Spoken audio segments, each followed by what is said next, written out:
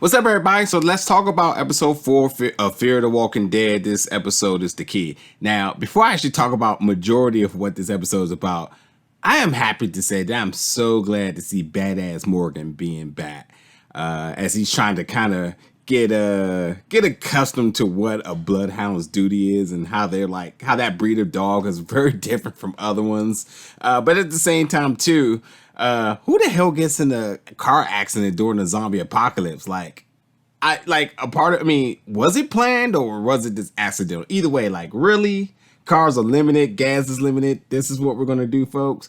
But nonetheless, those two guys that we've been seeing in previous episodes, they're trying to track down and find that key. And Morgan now, who has the key around his waist, is trying to figure out, well, what in the world is this key actually for? So, I gotta admit, Morgan with the stick and the axe combined with it, so badass. And when he cut dude guts out, and then he sent the stick through the dude's throat, I love badass Morgan. I felt so sympathetic for him episode 1, and sure, we seen him get better, but this is the Morgan that I'm accustomed to seeing, the one who doesn't want to hurt nobody, but if he has to, he goes all the way for it.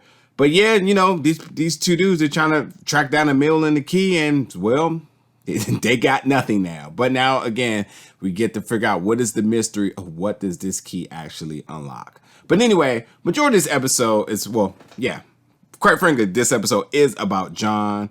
John is now a ranger with Virginia, and he's getting used to it. Although at the same time, he's having reservations about actually having his duty. As this episode starts off with an open letter to June, his better half, and while he's writing this letter, obviously it's him and really putting his feelings on the line and kind of channeling the what his family means to him and how much June means to him and how he's he believes in the community, but he's not really totally sold on his duties. Quite frankly, too, Virginia, not respecting his privacy and read all the letters, whatever. And for Virginia to be the villain or the bad guy, whatever you want to call it, I'm not totally against her, but invasion of privacy is definitely a no for me.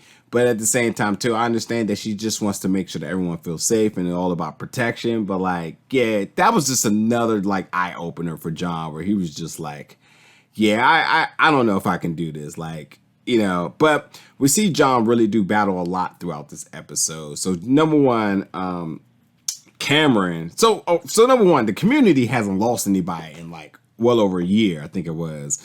And Cameron, who they found now dead, now done post animation, is a zombie now. And it's unusual because, again, no one has died in a very, very long time. They have not lost somebody in a very long time. So, obviously, it's an investigation as to how did he die?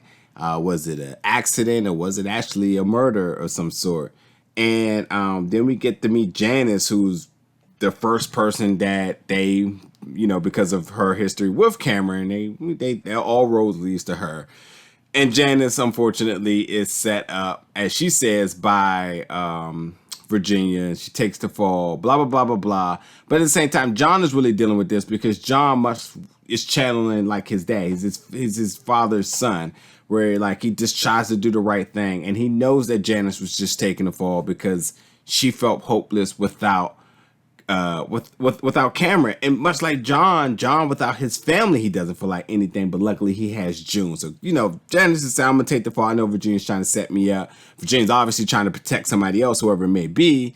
But whatever it's worth, John he feels like it's his duty to do the right thing and make things right with this. But as always, Shran can't be trusted because Shran runs his mouth about everything. And sure, it may have saved John in a sense, but you really can't tell Shran anything, and that's just been a constant theme for 6 seasons here now.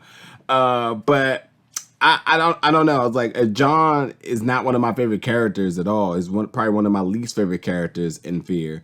But to kind of see him really reattach himself with the humane side of society and really wanting to just do the right thing instead of just playing by the rules or just following whatever Virginia says, and him going deeper into the investigation. I sympathize with that and his relationship with his father and his family, and then, you know, obviously his love for June. Like, I sympathize with that. And then obviously, you know, because of him telling Strand he was unable to save Janice, and after that he's just been like living in guilt with it.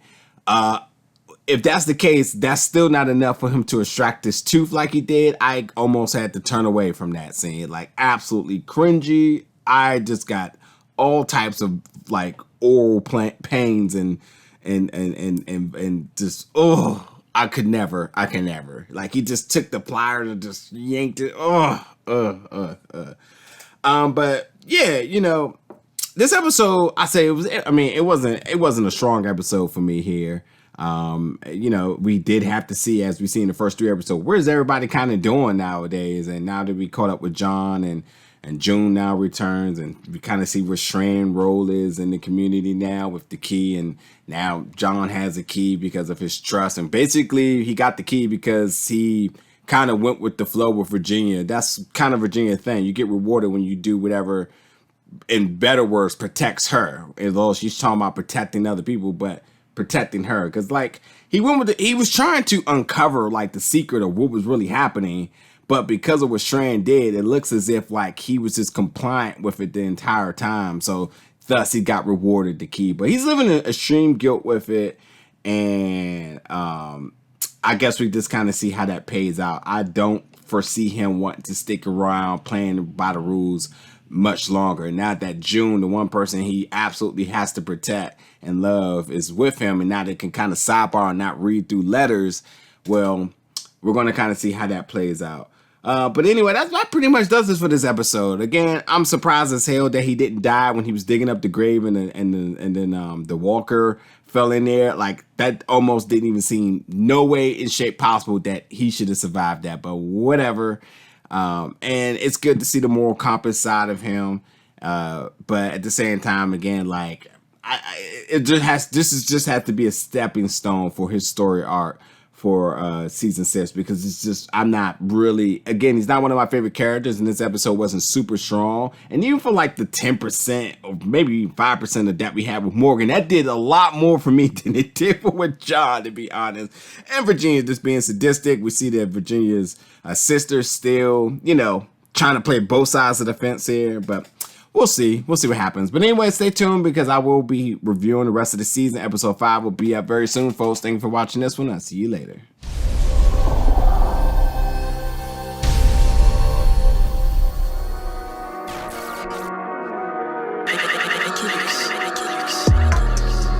Big gold bell.